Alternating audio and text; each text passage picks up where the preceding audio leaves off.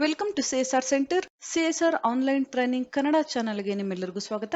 ನೀವಿನ್ನ ನಮ್ಮ ಚಾನೆಲ್ ಅನ್ನ ಸಬ್ಸ್ಕ್ರೈಬ್ ಮಾಡಿಲ್ಲ ಅಂದ್ರೆ ಪ್ಲೀಸ್ ಸಬ್ಸ್ಕ್ರೈಬ್ ಮಾಡಿ ಮತ್ತು ಬೆಲ್ ಐಕನ್ ಅನ್ನ ಕ್ಲಿಕ್ ಮಾಡಿ. ನಮ್ಮ ಚಾನೆಲ್ ಅಲ್ಲಿ ಬರುವಂತಹ ಎಲ್ಲಾ ಹೊಸ ವಿಡಿಯೋಗಳನ್ನ ನೋಡೋದಕ್ಕೋಸ್ಕರ. ನಮ್ಮ ಚಾನೆಲ್ ಅಲ್ಲಿ ಬರುವಂತಹ ವಿಡಿಯೋಗಳು ಇಷ್ಟ ಆದಲ್ಲಿ ಪ್ಲೀಸ್ ಲೈಕ್ ಮಾಡಿ ಮತ್ತು ಶೇರ್ ಮಾಡಿ. ಇವತ್ತು ನಾವು ನೋಡೋಣ ಟ್ಯಾಲಿ ಪ್ರೈಮ್ ನಲ್ಲಿ ಪೇ ಹೆಡ್ಸ್ ಕ್ರಿಯೇಷನ್ ನಲ್ಲಿ ಡಿಡಕ್ಷನ್ ಪೇ ಹೆಡ್ಸ್ ಮತ್ತು ಎಂಪ್ಲಾಯರ್ ಕಾಂಟ್ರಿಬ್ಯೂಷನ್ ಪೇ ಹೆಡ್ಗಳು ಯಾವ್ದ್ಯಾವ್ದು ಮತ್ತು ಯಾವ ರೀತಿಯಾಗಿ ಕ್ರಿಯೇಟ್ ಮಾಡಬೇಕು ಅಂತ. Gateway of Tally create option ಮೇಲೆ ಕ್ಲಿಕ್ ಮಾಡಬೇಕಾಗುತ್ತೆ. Show more option, enter. Pay heads ಅಲ್ಲಿ ಲಾಸ್ಟ್ ಕ್ಲಾಸ್ ಅಲ್ಲಿ ನಾವು ನೋಡಿದ್ವಿ ಅರ್ನಿಂಗ್ ಪೇ ಹೆಡ್ಸ್ ಅಲ್ಲಿ ಯಾವ ಪೇ ಹೆಡ್ಸ್ ಗಳು ಬರುತ್ತೆ, ಯಾವ ರೀತಿಯಾಗಿ ನಾವು ಅದನ್ನ ಕ್ರಿಯೇಟ್ ಮಾಡಬೇಕು ಅಂತ. ಇವತ್ತು ನಾವು ನೋಡೋಣ ಪೇ ಹೆಡ್ಸ್ ಅಲ್ಲಿ ಡಿಡಕ್ಷನ್ ಪೇ ಹೆಡ್ಸ್, ನಂತರ ಎಂಪ್ಲಾಯರ್ ಕಾಂಟ್ರಿಬ್ಯೂಷನ್ ಪೇ ಹೆಡ್ಸ್ ಯಾವುದು, ನಂತರ ಅವುಗಳನ್ನ ಯಾವ ರೀತಿಯಾಗಿ ಕ್ರಿಯೇಟ್ ಮಾಡಬೇಕು ಅಂತ. ನೀವಿಲ್ಲಿ ನೋಡಬಹುದು ಡಿಡಕ್ಷನ್ ಪೇ ಹೆಡ್ಸ್ ಅಲ್ಲಿ ನಾವು ಮೇನ್ ಆಗಿ 3 ರೀತಿಯ ಡಿಡಕ್ಷನ್ ಪೇ ಹೆಡ್ಸ್ ಅನ್ನ ನೋಡ್ತೀವಿ. Employees PF contribution, employees ESI contribution, ನಂತರ ಪ್ರೊಫೆಷನಲ್ ಟ್ಯಾಕ್ಸ್.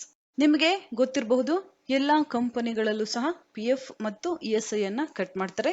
ಜೊತೆಗೆ ಪ್ರೊಫೆಷನಲ್ ಟ್ಯಾಕ್ಸ್ ಅಥವಾ PT ಅಂತೇಳಿ ನಾವು ಕರಿತೀವಿ, ಅದನ್ನ ಸಹ ನಾವು ಇಲ್ಲಿ ಕಟ್ ಮಾಡ್ತೀವಿ. ನಂತರ ನಿಮ್ಮ ಸ್ಯಾಲರಿ ಇಲ್ಲಿ ಹೆಚ್ಚಾದಂತೆ ಇಲ್ಲಿ ಟ್ಯಾಕ್ಸ್ ಸಹ ಹೆಚ್ಚಾಗ್ತಾ ಹೋಗುತ್ತೆ. ಇಲ್ಲಿ ಇನ್ಕಮ್ ಟ್ಯಾಕ್ಸ್ ಇರಬಹುದು, TDS ಟ್ಯಾಕ್ಸ್ ಇರಬಹುದು. ಈ ರೀತಿಯಾಗಿ ಸ್ಯಾಲರಿ ಯಾವ ರೀತಿಯಾಗಿ ಇನ್ಕ್ರೀಸ್ ಆಗುತ್ತೆ ಅದೇ ರೀತಿಯಾಗಿ ಟ್ಯಾಕ್ಸ್ ಸಹ ಇಲ್ಲಿ ಇನ್ಕ್ರೀಸ್ ಆಗ್ತಾ ಹೋಗುತ್ತೆ. ನಾವಿಲ್ಲಿ ಮೇನ್ ಆಗಿ ಪ್ರತಿ ಕಂಪನಿಯಲ್ಲೂ ಸಹ ESI, PF ಮತ್ತು ಪ್ರೊಫೆಷನಲ್ ಟ್ಯಾಕ್ಸ್ ಅನ್ನ ಪೇ ಮಾಡಬೇಕಾಗುತ್ತೆ. ಇಲ್ಲಿ ನಾವು PF ಅನ್ನ 12% ಕಟ್ ಮಾಡಬೇಕಾಗುತ್ತೆ, ESI ಅನ್ನ 0.75% ನಾವಿಲ್ಲಿ ಕಟ್ ಮಾಡಬೇಕಾಗುತ್ತೆ. ಇಲ್ಲಿ ನಾವು ಪ್ರೊಫೆಷನಲ್ ಟ್ಯಾಕ್ಸ್ ಅನ್ನ ನೋಡೋದಾದ್ರೆ, ಪ್ರೊಫೆಷನಲ್ ಟ್ಯಾಕ್ಸ್ ಇಲ್ಲಿ ನಮ್ಮ ಸ್ಯಾಲರಿ ಎಷ್ಟಿರುತ್ತೆ ಅದರ ಮೇಲೆ ಡಿಪೆಂಡ್ ಆಗುತ್ತೆ. ಪ್ರೊಫೆಷನಲ್ ಟ್ಯಾಕ್ಸ್ ಇಲ್ಲಿ ನಾವು ಎಷ್ಟು ಪೇ ಮಾಡಬೇಕು ಅನ್ನೋದು. ನಮ್ಮ ಕರ್ನಾಟಕದಲ್ಲಿ ಇರುವಂತಹ ಟ್ಯಾಕ್ಸ್ ಅನ್ನ ನಾವಿಲ್ಲಿ ನೋಡೋದಾದ್ರೆ 15,000ಕ್ಕಿಂತ ಯಾರಿಗೆ ಹೆಚ್ಚಿನ ಸ್ಯಾಲರಿ ಇರುತ್ತೆ ಅವರು ಮಾತ್ರ ಇಲ್ಲಿ ಪ್ರೊಫೆಷನಲ್ ಟ್ಯಾಕ್ಸ್ ಅನ್ನ ಪೇ ಮಾಡಬೇಕಾಗುತ್ತೆ. ಕರ್ನಾಟಕದಲ್ಲಿ ಇರುವಂತಹ ಪ್ರೊಫೆಷನಲ್ ಟ್ಯಾಕ್ಸ್ 200 ರೂಪೀಸ್. ಆದ್ರೆ ನಾವು ಬೇರೆ ಸ್ಟೇಟ್ ಗಳಿಗೆ ಕಂಪೇರ್ ಮಾಡಿದ್ರೆ 10,000 ಒಳಗಡೆ ಸ್ಯಾಲರಿ ಇರುವವರು ಯಾವುದೇ ಟ್ಯಾಕ್ಸ್ ಅನ್ನ ಪೇ ಮಾಡೋ ಹಾಗಿಲ್ಲ. 10 ರಿಂದ 15,000 ಸ್ಯಾಲರಿ ಇದ್ದಲ್ಲಿ 110 ರೂಪಾಯಿ ಪೇ ಮಾಡಬೇಕಾಗುತ್ತೆ. 15 ರಿಂದ 25,000 ಸ್ಯಾಲರಿ ಇದ್ದರೆ 130 ರೂಪಾಯಿ ಇಲ್ಲಿ ಪೇ ಮಾಡಬೇಕಾಗುತ್ತೆ. 25 to 40 150, more than rupees 40,000 200 rupees ನಾವಿಲ್ಲಿ ಪೇ ಮಾಡಬೇಕಾಗುತ್ತೆ.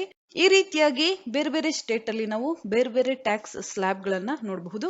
ಕರ್ನಾಟಕದಲ್ಲಿ ನಾವು 15,000 ಅಬೋವ್ ಸ್ಯಾಲರಿ ಇದ್ರೆ 200 ರೂಪೀಸ್ ಪ್ರೊಫೆಷನಲ್ ಟ್ಯಾಕ್ಸ್ ಅನ್ನ ನಾವಿಲ್ಲಿ ಪೇ ಮಾಡಬೇಕಾಗುತ್ತೆ.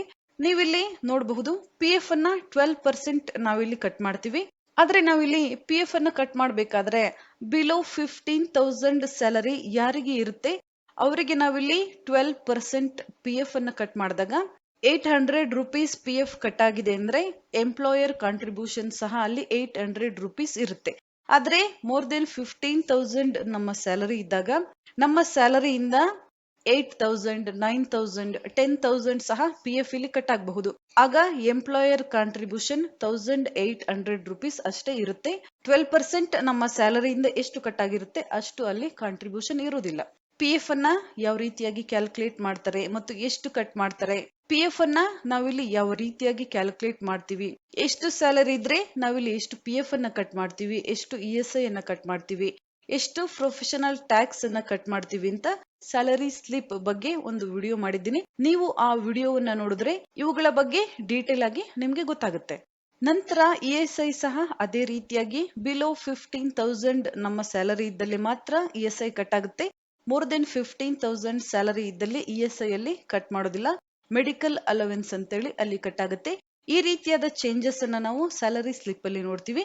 ಯಾವ ರೀತಿಯಾಗಿ ಸ್ಯಾಲರಿ ಇನ್ಕ್ರೀಸ್ ಆಗ್ತಾ ಹೋಗುತ್ತೆ ಅದೇ ರೀತಿಯಾಗಿ employees earnings, employee deduction, employer contributions ಎಲ್ಲ ಇಲ್ಲಿ ಚೇಂಜ್ ಆಗ್ತಾ ಹೋಗುತ್ತೆ. ನಾವೀಗ ಎಂಪ್ಲಾಯ್ ಡಿಡಕ್ಷನ್ ಅನ್ನ ನೋಡಿದ್ವಿ. ಈ ಡಿಡಕ್ಷನ್ ನಲ್ಲಿ ಕ್ಯಾಂಟೀನ್ ಡಿಡಕ್ಷನ್ ಸಹ ಇರಬಹುದು ಅಥವಾ ಟ್ರಾವೆಲಿಂಗ್ ಅಲವೆನ್ಸ್ ಸಹ ಇರಬಹುದು. ಈ ರೀತಿಯಾಗಿ ಬೇರೆ ಬೇರೆ ಅಲವೆನ್ಸ್ ಇರುತ್ತೆ. ಪ್ರತಿ ಕಂಪನಿಗೆ ಸಹ ಇಲ್ಲಿ pay heads, deductions, employer contributions ಇಲ್ಲಿ ಚೇಂಜ್ ಆಗ್ತಾ ಹೋಗುತ್ತೆ. ನೀವು ಯಾವ ಕಂಪನಿಯಲ್ಲಿ ವರ್ಕ್ ಮಾಡ್ತೀರಾ ಅಲ್ಲಿ ಯಾವ ರೀತಿಯಾದ ಡಿಡಕ್ಷನ್ಸ್, ಅರ್ನಿಂಗ್ಸ್ ಇರುತ್ತೆ ಅದನ್ನ ನೀವು ಇಲ್ಲಿ ಎಂಟ್ರಿ ಮಾಡಬೇಕಾಗುತ್ತೆ. ನೆಕ್ಸ್ಟ್ ನಾವಿಲ್ಲಿ ಎಂಪ್ಲಾಯರ್ ಕಾಂಟ್ರಿಬ್ಯೂಷನ್ ಅಂತ ನಾವಿಲ್ಲಿ ನೋಡೋದಾದ್ರೆ ಎಂಪ್ಲಾಯರ್ EPS ಕಾಂಟ್ರಿಬ್ಯೂಷನ್ ಅಂತೇಳಿ ಕೊಡ್ತಾರೆ. ನಾವೇನಿಲ್ಲಿ ಡೇರ್ನೆಸ್ ಅಲವೆನ್ಸ್, ಟ್ರಾವೆಲಿಂಗ್ ಅಲವೆನ್ಸ್ ಅಂತೇಳಿ ಕರಿತೀವಿ, ಅದನ್ನ ನಾವು ಇಲ್ಲಿ ಸೇರಿಸ್ತೀವಿ. ನಂತರ ಎಂಪ್ಲಾಯರ್ಸ್ EPS, ಎಂಪ್ಲಾಯರ್ EPF ಅಂದ್ರೆ ಎಂಪ್ಲಾಯೀಸ್ ಪ್ರಾವಿಡೆಂಟ್ ಫಂಡ್, PF ಅನ್ನ ಯಾವ ರೀತಿಯಾಗಿ ಎಂಪ್ಲಾಯರ್ ನಮ್ಗಿಲ್ಲಿ ಕೊಡ್ತಾರೆ ಅಂತ. ಇದನ್ನ ನಾನು ಸ್ಯಾಲರಿ ಸ್ಲಿಪ್ ಅಲ್ಲಿ ಡೀಟೇಲ್ ಆಗಿ ಈ ಎಲ್ಲಾ ಪಾಯಿಂಟ್ಸ್ ಗಳನ್ನ ನಾನು ಹೇಳಿದ್ದೀನಿ. ನೀವು ಆ ವಿಡಿಯೋವನ್ನ ನೋಡಿದ್ರೆ ನಿಮ್ಗೆ ತುಂಬಾ ಈಸಿಯಾಗಿ ಅರ್ಥ ಆಗುತ್ತೆ. ಈಗ ನಾವು ನೋಡಿದ್ವಿ ಪೇ ಹೆಡ್ಸ್ ಅಲ್ಲಿ ಎಂಪ್ಲಾಯೀಸ್ ಡಿಡಕ್ಷನ್, ನಂತರ ಎಂಪ್ಲಾಯರ್ ಕಾಂಟ್ರಿಬ್ಯೂಷನ್, ಇದನ್ನ ನಾವೀಗ ಟ್ಯಾಲಿಯಲ್ಲಿ ಎಂಟ್ರಿ ಮಾಡಬೇಕಾಗಿದೆ. ಇಲ್ಲಿ ಸಹ ಎಂಪ್ಲಾಯರ್ ಕಾಂಟ್ರಿಬ್ಯೂಷನ್ ಅಲ್ಲಿ ಸಹ ಬೇರೆ ಬೇರೆ ರೀತಿಯಾದ ಕಾಂಟ್ರಿಬ್ಯೂಷನ್ಸ್ ಇರುತ್ತೆ. ಅದು ಪ್ರತಿ ಕಂಪನಿಗೆ ಇಲ್ಲಿ ಚೇಂಜ್ ಆಗ್ತಾ ಹೋಗುತ್ತೆ. ಮೊದಲು ನಾವು ಎಂಪ್ಲಾಯ್ ಡಿಡಕ್ಷನ್ ಅನ್ನ ಕ್ರಿಯೇಟ್ ಮಾಡೋಣ. ಪೇ ಹೆಡ್ಸ್ ಆಪ್ಷನ್ ಮೇಲೆ ಕ್ಲಿಕ್ ಮಾಡಬೇಕಾಗುತ್ತೆ. ನಂತರ ಎಂಟರ್ ಎಂಪ್ಲಾಯೀಸ್ PF ಕಾಂಟ್ರಿಬ್ಯೂಷನ್ 12% ನಾನಿಲ್ಲಿ ಕ್ರಿಯೇಟ್ ಮಾಡ್ತಾ ಇದ್ದೀನಿ. ನಂತರ ಎಂಟರ್, ನೀವಿಲ್ಲಿ ನೋಡಬಹುದು name to be displayed in pay slip ಇಲ್ಲಿ ಬಂದಿದೆ, ಅಥವಾ ನೀವಲ್ಲಿ PF ಅಂತ ಚೇಂಜ್ ಮಾಡಬಹುದು. ನಂತರ ಎಂಟರ್, ಇಲ್ಲಿ ನಾವು ಯಾವ ಪೇ ಹೆಡ್ ಸೆಲೆಕ್ಟ್ ಮಾಡಬೇಕಾಗಿದೆ, ಎಂಪ್ಲಾಯ್ ಸ್ಟ್ಯಾಟ್ಯುಟರಿ ಡಿಡಕ್ಷನ್. PF ಅನ್ನ ನಾವಿಲ್ಲಿ ಕಟ್ ಮಾಡ್ತಾ ಇದೀವಿ, ಅದಕ್ಕೋಸ್ಕರ ಎಂಪ್ಲಾಯೀಸ್ ಡಿಡಕ್ಷನ್ ಅಲ್ಲಿ ಬರುತ್ತೆ. ಈ ಆಪ್ಷನ್ ಅನ್ನ ನಾವಿಲ್ಲಿ ಸೆಲೆಕ್ಟ್ ಮಾಡಬೇಕಾಗುತ್ತೆ. ಎಂಟರ್, ಸ್ಟ್ಯಾಟ್ಯುಟರಿ ಪೇ ಟೈಪ್ಸ್ ಅಲ್ಲಿ ನಾವು PF ಅಕೌಂಟ್ ನಂಬರ್ ಅನ್ನ ಸೆಲೆಕ್ಟ್ ಮಾಡಬೇಕಾಗುತ್ತೆ. ನಂತರ ಎಂಟರ್, ನಂತರ ಅಂಡರ್ ಅಲ್ಲಿ ನಾವು ಕರೆಂಟ್ ಲಿಯಾಬಿಲಿಟೀಸ್ ತಗೋಬೇಕಾಗುತ್ತೆ. ನಂತರ ಎಫೆಕ್ಟ್ ನೆಟ್ ಸ್ಯಾಲರಿ ನಾವಿಲ್ಲಿ ಕೊಡಬೇಕಾಗುತ್ತೆ. Name to be displayed in pay slip, ನಿಮಗೆ ಯಾವ ರೀತಿಯಾದ ನೇಮ್ ಬೇಕು ನೀವು ಇಲ್ಲಿ ಕೊಡಬೇಕಾಗುತ್ತೆ. ನಾನಿಲ್ಲಿ ನೇಮ್ ಅನ್ನ ಚೇಂಜ್ ಮಾಡ್ತಾ ಇಲ್ಲ. ನಂತರ ಎಂಟರ್, ನಂತರ ಲೀಸ್ಟ್ ಆಫ್ ರೌಂಡಿಂಗ್ ಮೆಥಡ್ ಅಲ್ಲಿ ನಾವು ನಾರ್ಮಲ್ ರೌಂಡಿಂಗ್ ಸೆಲೆಕ್ಟ್ ಮಾಡ್ಕೋಬೇಕಾಗುತ್ತೆ. ಲಿಮಿಟ್ ಅಲ್ಲಿ ನಾವು 1 ಕೊಡಬೇಕಾಗುತ್ತೆ. ನಂತರ ಎಂಟರ್, ಮೆಥಡ್ಸ್ ಆಫ್ ಕಂಪ್ಯೂಟೇಷನ್, ಇಲ್ಲಿ ನಾವು ಯಾವ ರೀತಿಯಾಗಿ PF ಅನ್ನ ಕ್ಯಾಲ್ಕುಲೇಟ್ ಮಾಡ್ತೀವಿ ನಾವು ಇಲ್ಲಿ ಸೆಲೆಕ್ಟ್ ಮಾಡಬೇಕಾಗುತ್ತೆ. ಆನ್ ಸ್ಪೆಸಿಫಿಕ್ ಫಾರ್ಮುಲಾ, ಯಾಕಂದ್ರೆ ನಾವಿಲ್ಲಿ 12% ಸ್ಯಾಲರಿಯಲ್ಲಿ ಕಟ್ ಮಾಡೋದ್ರಿಂದ ಆನ್ ಸ್ಪೆಸಿಫೈಡ್ ಫಾರ್ಮುಲಾ ನಾವಿಲ್ಲಿ ಸೆಲೆಕ್ಟ್ ಮಾಡಬೇಕಾಗುತ್ತೆ. ನಂತರ ಎಂಟರ್, ನಂತರ ಬೇಸಿಕ್ ಸ್ಯಾಲರಿ ನಾವಿಲ್ಲಿ ಸೆಲೆಕ್ಟ್ ಮಾಡಬೇಕಾಗುತ್ತೆ. ನಂತರ ಎಂಟರ್, ಎಂಡ್ ಆಫ್ ಲಿಸ್ಟ್, ನಂತರ ಎಂಟರ್ ನಾವಿಲ್ಲಿ ಕೊಡಬೇಕಾಗುತ್ತೆ. ಎಂಟರ್, ಪರ್ಸೆಂಟೇಜ್ ನಾವಿಲ್ಲಿ ಸೆಲೆಕ್ಟ್ ಮಾಡಬೇಕಾಗುತ್ತೆ. 12% ನಾವಿಲ್ಲಿ PF ಅನ್ನ ಕಟ್ ಮಾಡ್ತೀವಿ. ನಂತರ ಎಂಟರ್, ಓಪನಿಂಗ್ ಬ್ಯಾಲೆನ್ಸ್ ನಾವಿಲ್ಲಿ ಎಂಟ್ರಿ ಮಾಡೋದಿಲ್ಲ. ಈ ರೀತಿಯಾಗಿ ನಾವು ಎಂಪ್ಲಾಯರ್ PF ಅನ್ನ, ಈ ರೀತಿಯಾಗಿ ನಾವು ನಮ್ಮ ಸ್ಯಾಲರಿಯಿಂದ ಕಟ್ ಆಗುವಂತಹ PF ಅನ್ನ ನಾವಿಲ್ಲಿ ಕ್ರಿಯೇಟ್ ಮಾಡಬೇಕಾಗುತ್ತೆ. ಇಲ್ಲಿ ನೀವು ನೋಡ್ಕೋಬೇಕಾಗುತ್ತೆ ಎಂಪ್ಲಾಯೀಸ್ PF ಕಾಂಟ್ರಿಬ್ಯೂಷನ್ ಅಟ್ 12%, ಅಥವಾ ನೀವು ಇಲ್ಲಿ PF 12% ಸಹ ನೀವು ಇಲ್ಲಿ ಎಂಟ್ರಿ ಮಾಡಬಹುದು. ಆದ್ರೆ ನಾವಿಲ್ಲಿ ಸ್ಯಾಲರಿ ಸ್ಲಿಪ್ ಅನ್ನ ಮಾಡಬೇಕಾದ್ರೆ PF 12% ಸಹ ನೀವು ಇಲ್ಲಿ ಕ್ರಿಯೇಟ್ ಮಾಡಬಹುದು. ನಂತರ ಎಂಟರ್, ಎಕ್ಸೆಪ್ಟ್. ನಂತರ ನಾವಿಲ್ಲಿ ಕ್ರಿಯೇಟ್ ಮಾಡೋಣ ESI, ಎಂಪ್ಲಾಯೀಸ್ ESI ಕಾಂಟ್ರಿಬ್ಯೂಷನ್ 0.75% ನಮ್ಮ ಸ್ಯಾಲರಿಯಿಂದ ಕಟ್ ಆಗುತ್ತೆ. ಎಂಪ್ಲಾಯರ್ ಇಂದ 3.25% ಡೆಪಾಸಿಟ್ ಆಗುತ್ತೆ. ಇಲ್ಲಿ ಟೋಟಲ್ ESI 4% ಇರುತ್ತೆ. ನಂತರ ಎಂಟರ್, ಪೇ ಹೆಡ್ಸ್ ಅಲ್ಲಿ ನಾವಿಲ್ಲಿ ಎಂಪ್ಲಾಯೀಸ್ ಸ್ಟ್ಯಾಟ್ಯುಟರಿ ಡಿಡಕ್ಷನ್ ನಾವಿಲ್ಲಿ ಸೆಲೆಕ್ಟ್ ಮಾಡಬೇಕಾಗುತ್ತೆ. ನಂತರ ಎಂಟರ್, ನಾವಿಲ್ಲಿ ಎಂಪ್ಲಾಯ್ ಸ್ಟೇಟ್ ಇನ್ಸೂರೆನ್ಸ್ ಆಪ್ಷನ್ ಅನ್ನ ಸೆಲೆಕ್ಟ್ ಮಾಡಬೇಕಾಗುತ್ತೆ. ಅಂಡರ್ ಅಲ್ಲಿ ನಾವು ಕರೆಂಟ್ ಲಿಯಾಬಿಲಿಟೀಸ್ ಸೆಲೆಕ್ಟ್ ಮಾಡಬೇಕಾಗುತ್ತೆ. ಎಫೆಕ್ಟ್ ನೆಟ್ ಸ್ಯಾಲರಿ ನಾವಿಲ್ಲಿ ಕೊಡಬೇಕಾಗುತ್ತೆ.